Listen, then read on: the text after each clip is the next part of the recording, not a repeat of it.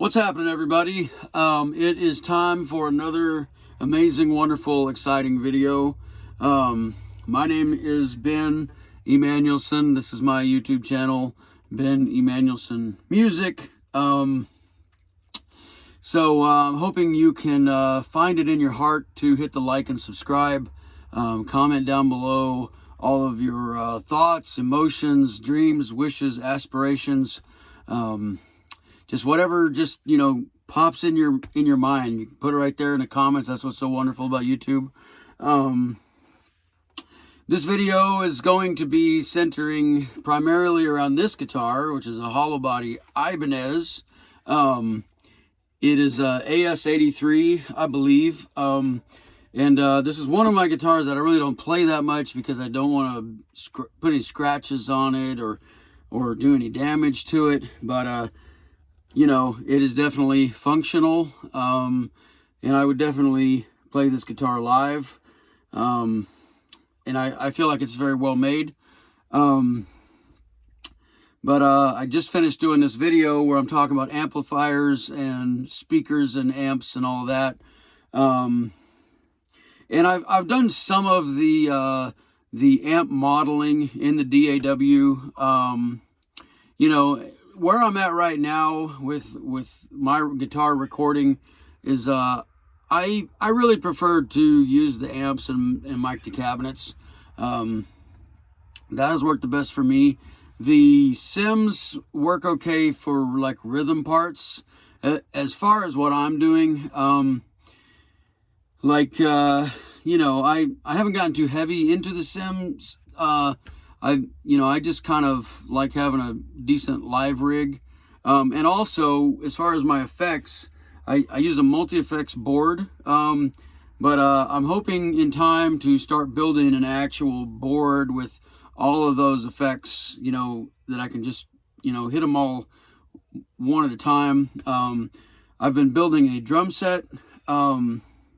That's been getting my attention the last couple months, and so I've got like all kinds of drum equipment off, in this other location, cymbals, cymbal stands, toms, heads, double bass pedal, all that stuff, because I really enjoy playing the drums. I've never actually really played drums full time in a music group, but I do enjoy playing the drums, so that's just kind of a new thing. I've heard the discussions float around about the tone wood and the pickups and, the quality of guitars and different kinds of strings and all of this kind of stuff. And so that's one reason I'm doing this video about this guitar. Now, one thing about this guitar that kind of sets it apart from my others is that it has this abalone mother of pearl inlay, and if you look real close, you can see it's on the fretboard there, and then it's got like the pearl mother of pearl on the headstock. Now, here's an interesting trivia question: how many of you guitar players know the difference between pearl, mother of pearl, and abalone?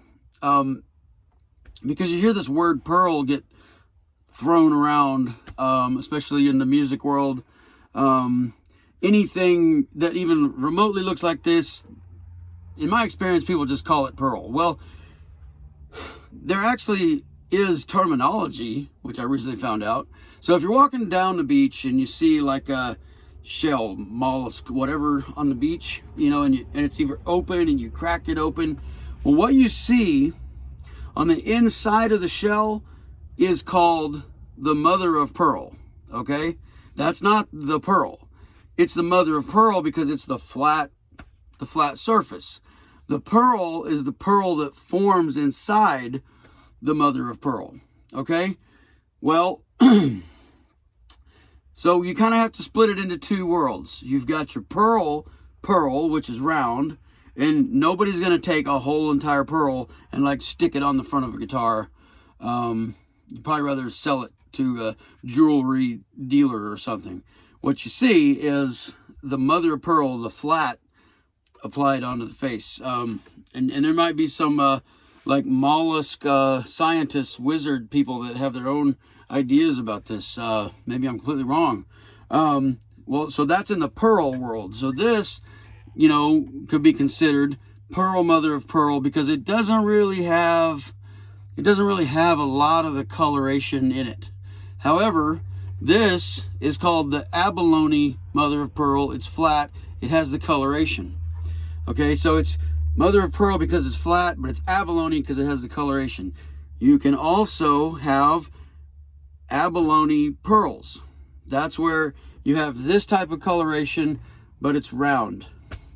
So maybe someone else has a totally different explanation, but from what I was reading, that's the best I could figure it out. I'm still not gonna go into detail on that. Musicians a lot of times just don't have a very long attention span. You might have tuned it out just right then.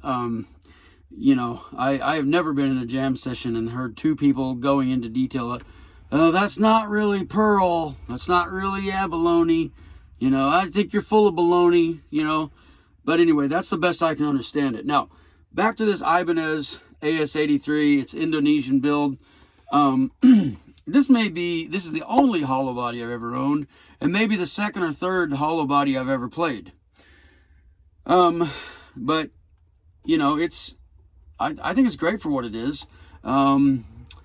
If I had this guitar next to a Gibson ES335, I'm not really convinced that the difference would mean that much to me. I mean, it's a hollow body, so you're not expecting it to be super heavy. And it's got some nice things going on in the wood grain on the front and the back.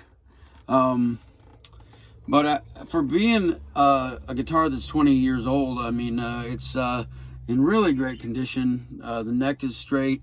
And I did want to talk about this neck. As you can see, it's made of 3 separate pieces.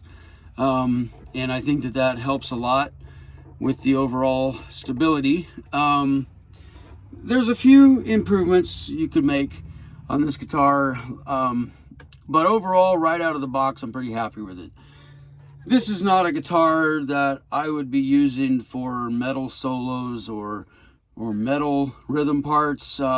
George Thorogood, however, would take this and he might tune it and do all of his slide, you know, George Thorogood stuff with a guitar like this. And maybe in that situation, it might call for some slightly hotter pickups. I don't know what these pickups are. They're stock. They're fine for blues. They're fine for rhythm. I wouldn't try to be getting a bunch of fret tapping and harmonics out of this guitar.